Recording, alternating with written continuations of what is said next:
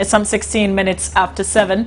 Welcome to my banner. This is going to be very inspiring, very motivational. You know, sometimes you want to be somebody, or there's something that you're focusing on, but if only you could get somebody who has been through it or who is there to tell you about the experience, to teach you one or two, a few lessons, you'll be better at it. I'm talking mentoring. Sometimes we're just looking to look up to someone.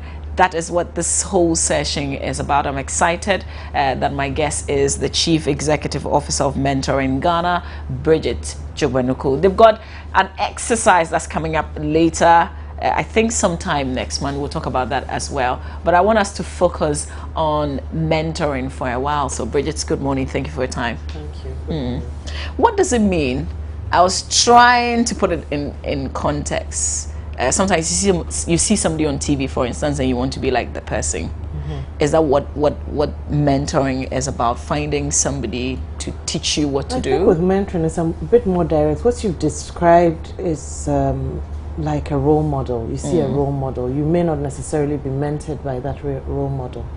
But with mentoring, there's more of contact or a connection, more direct than just seeing the person and wanting to be like, hey, if you have to be mentored, the person literally takes you by the hand and leads you through, guides you. So there's a slight difference. You may get to meet your role model that you see on TV and then use her as, or the person, him or her, becomes a mentor. But most mentors must have a certain direct contact.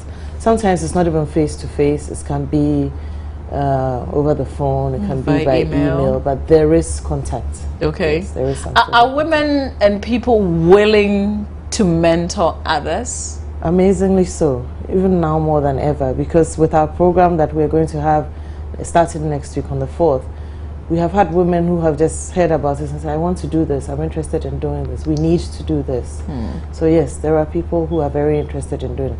It's interesting, let's not only talk about women. I mean, men also get interested in it indeed, but we say that men also get a form of mentoring. It may not be formalized, but you'll find that men at work tend to take their peers or their colleagues in the office under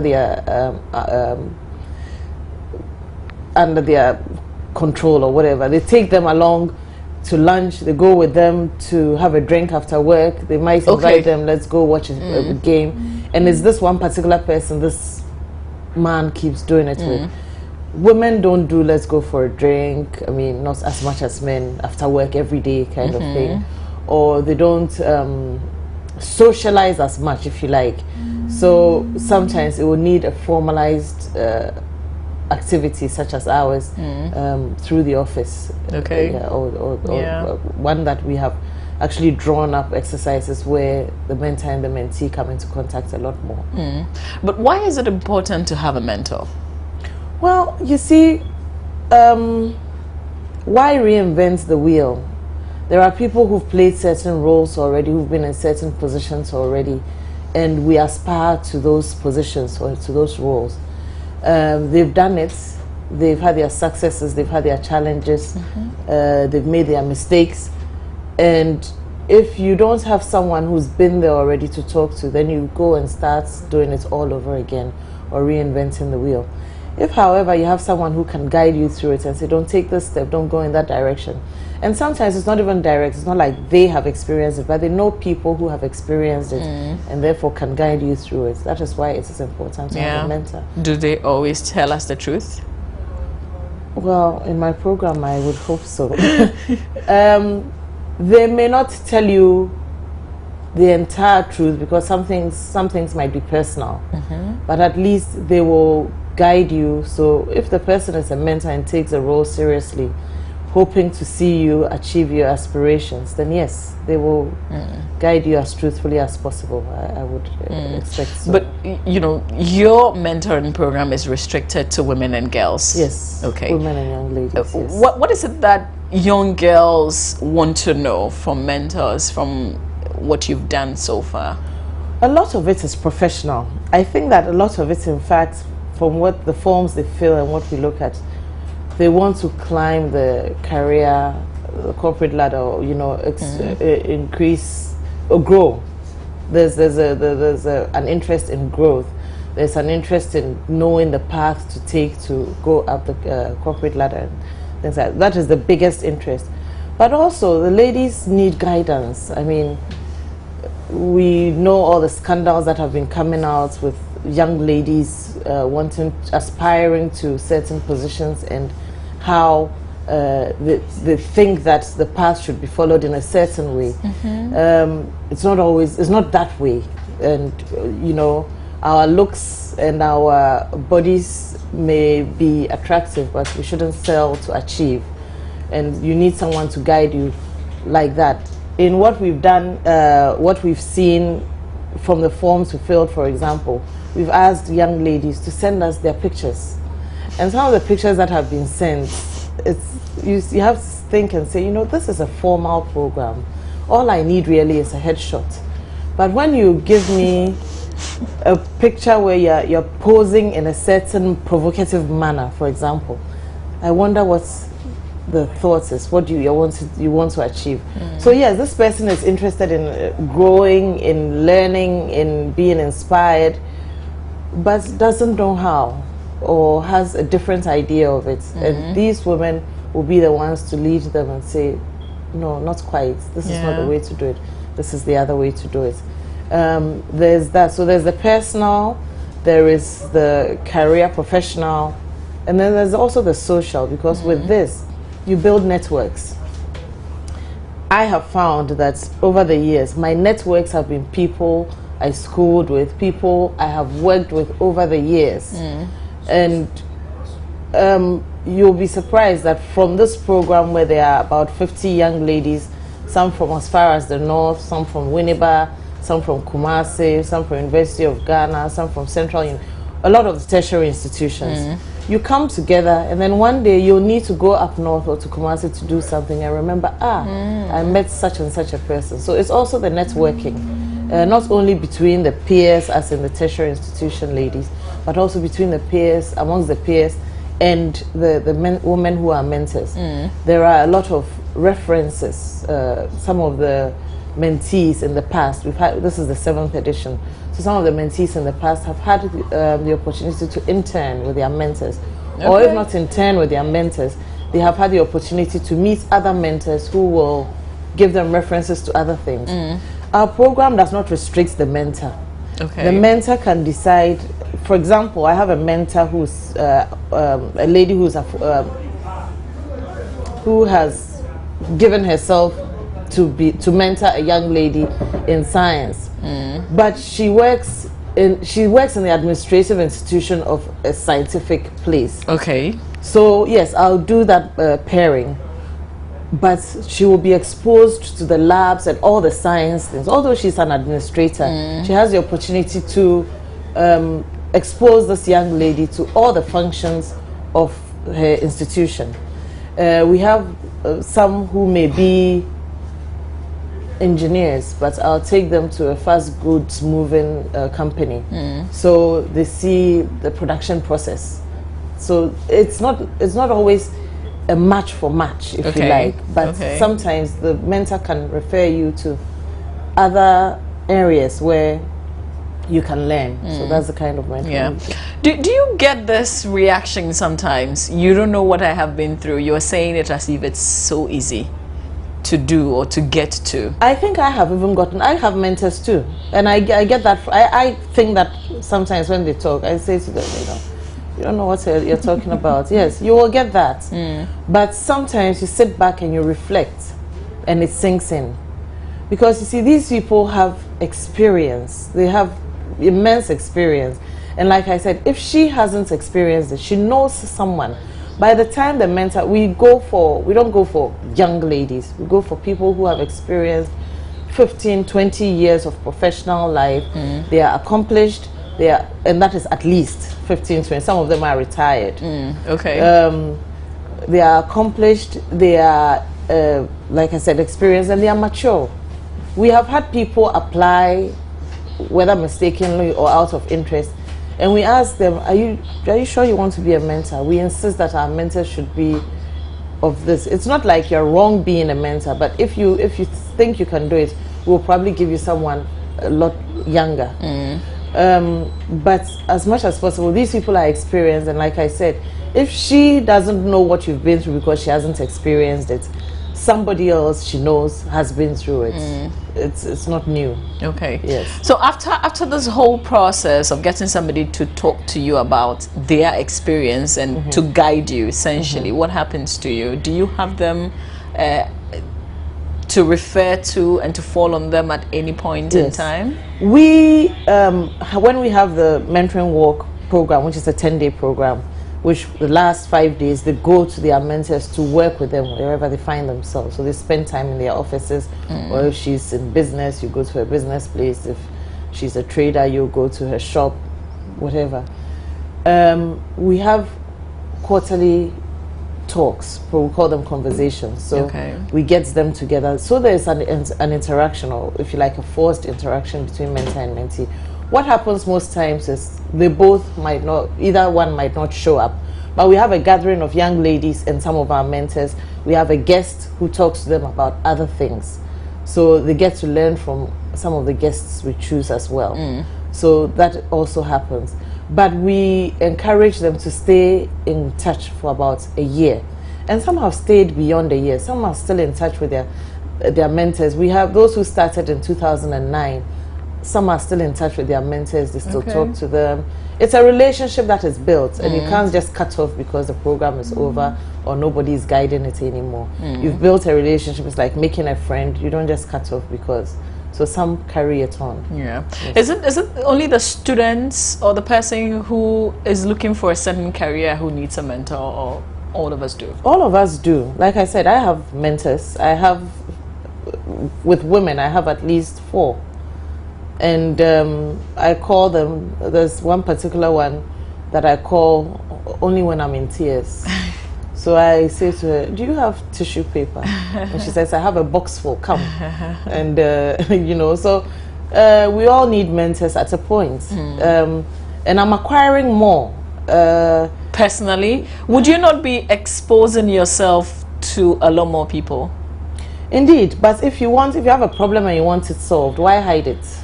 It says that a problem shared is a problem halved.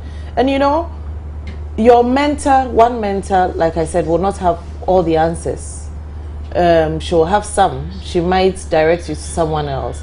And if you don't want your problem known, it will not be solved. You can't solve it by yourself. I know that not every person can come through you to get a mentor. So how can you help us find mentors, you know, within the fields that, you know, I didn't find my mentor by doing mentoring work. It didn't exist then. I participated in a mentoring program myself in 2008. Which was organized by the U.S. State's Department and Fortune and an NGO in the U.S. called Vital Voices. And I was given a mentor who was in the field that I worked. She was the president of the WNBA at the time, called Donna Orenda. That was a formalized one I have. But the ones I have here, and well, I also got a mentor through Vital Voices, a lady called Wendy Luhabe, who is South African. But the others I found myself, and it was because they had something that I liked. I met them, I thought they were interesting. I found out more about their lives. It's resounded with mine. And I thought that I could learn something from them.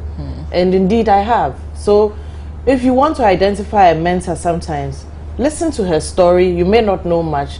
It might start with admiration. I saw this person on TV. I saw this person in the papers. That role model thing. You might want to find a way. How do I meet this person? So you go looking for the person.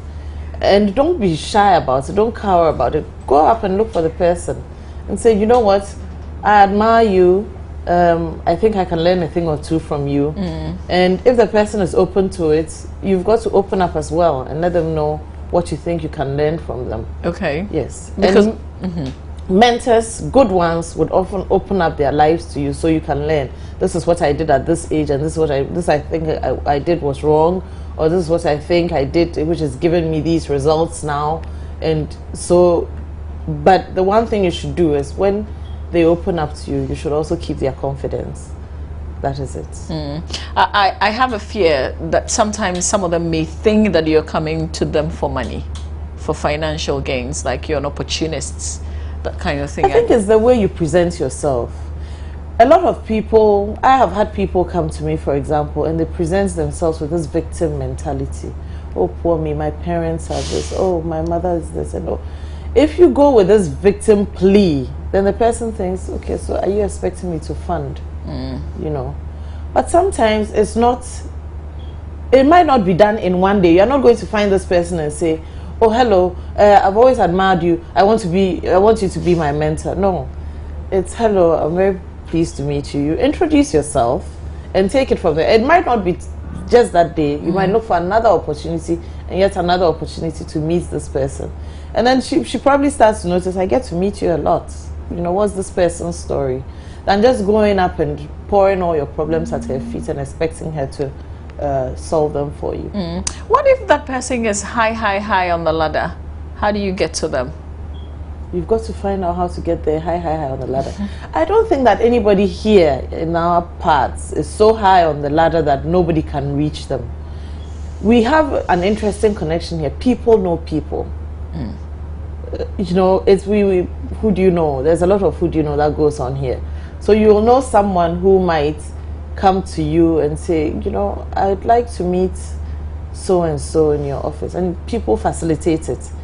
And you could start from the cleaner in her office, or the front desk person, or if you know where she works, go to her office and say, you know, I'd like to see this person. If you can't see her, you leave a little note to say, I am so and so, and I'll be very happy to see you. Yes. Okay, but you know, sometimes in the workplace, when you want to get a mentor, there could also be that feeling that he's coming to get my job.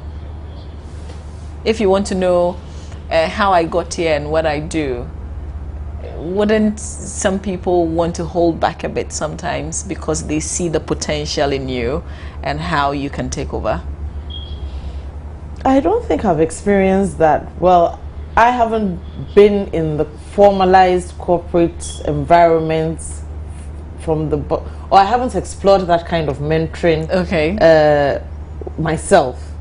There's the possibility, but I think that if this person is worth his salt or her salt and is worthy of being a mentor to you, then you shouldn't be a threat. So if that person is then hedging you out and saying you're here to take my job, then I don't think that person makes a very good mentor. Okay. Yeah. Okay. All right. Now let's talk about your walk. You said it's on the 4th? The event starts from the 4th, it ends on the 13th. Okay. On the 4th, the mentees come in. We gather to welcome them, as in the evening of the 4th. The 5th and the 6th, we have seminars. 6th is a holiday, but we will still be in the seminars. So you house them?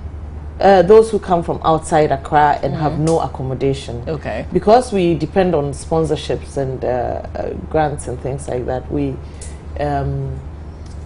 are careful not about our expenditure. So if you can find alternate accommodation, we will be grateful. However, if absolutely you know nobody in Accra with whom you can stay, we will make a certain arrangement for you. So the 5th and the 6th, they have these seminars. They actually get to every year. We must, and I must take this opportunity to say thank you to the Chief Justice's office and the lady judges. They get to meet the girls during mentoring walk and tell them about the job and you know, their challenges and their successes, and they are very, very impressed by them. I'm very, very impressed by them every year. So we do that. We try to get to meet the women in parliaments, just to expose them to women in leadership. The workshops and the seminars are on leadership. They are on reproductive health issues, and also on goal setting. You should know where you're headed from here, kind of thing.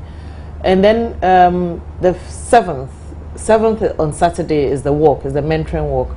The mentoring walk is actually an international, has become an international event.